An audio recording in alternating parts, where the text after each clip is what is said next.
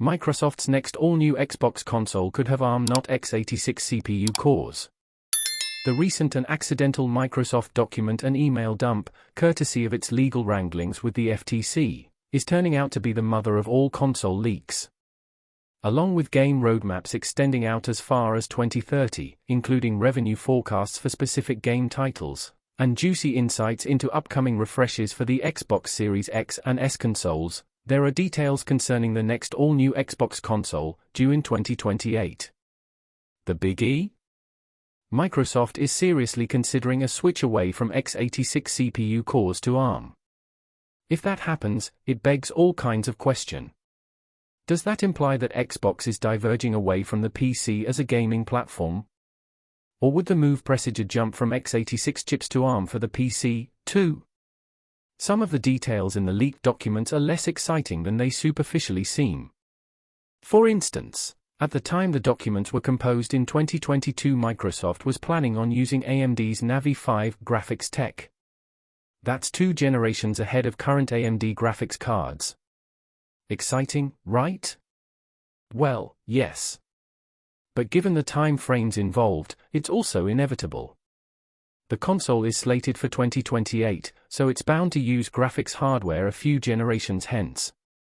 Moreover, the mere fact that MS plans to use a future AMD graphics technology is not only a given, it also doesn't tell us anything about the technology's capabilities.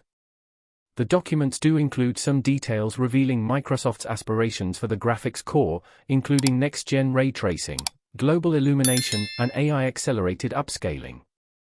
But those are all pretty obvious extrapolations of existing graphics capabilities. No, the only real bombshell is the explicit consideration Microsoft is giving to a switch from existing x86 CPU cores to ARM cores. Specifically, the documentation reveals 3 things. First, a choice between ARM64 and x64 Zen 6 cores. Second, a plan to use a hybrid big LITTLE design with both high performance and efficiency cores. And finally, a timeline that indicates the ARM versus x86 decision has almost certainly been made by now. It's worth noting that ARM64 and x64 represent the latest 64-bit iterations of the ARM and x86 instruction sets, otherwise known as ISAs, respectively. It's also worth noting the difference between an ISA and a CPU architecture.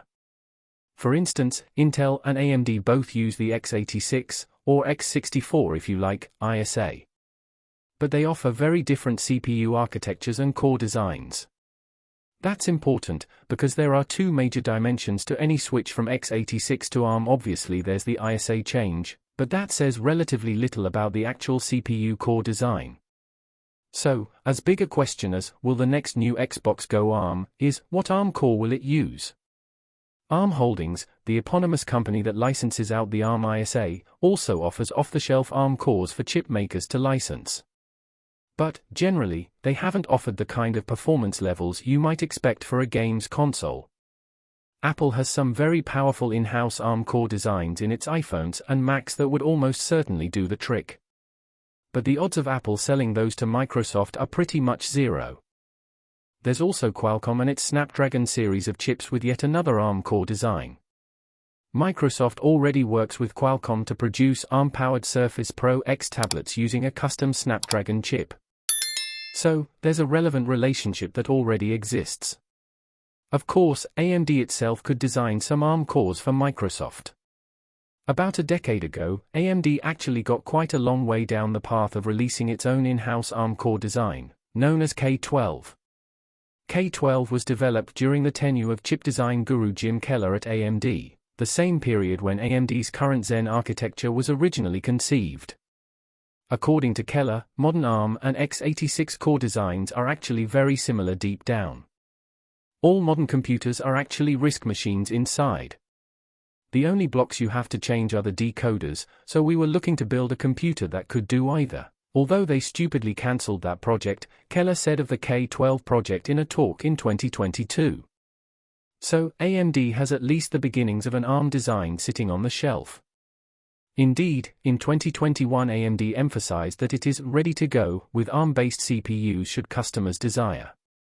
Of course, NVIDIA also has its own ARM-based CPU core architecture in the new Grace superchip, though Microsoft and NVIDIA have reportedly not been on good terms since their relationship soured over the original NVIDIA-powered Xbox console. Anyway, should Microsoft make the jump to ARM cores, it's very much an open, and critical, question which ARM cores.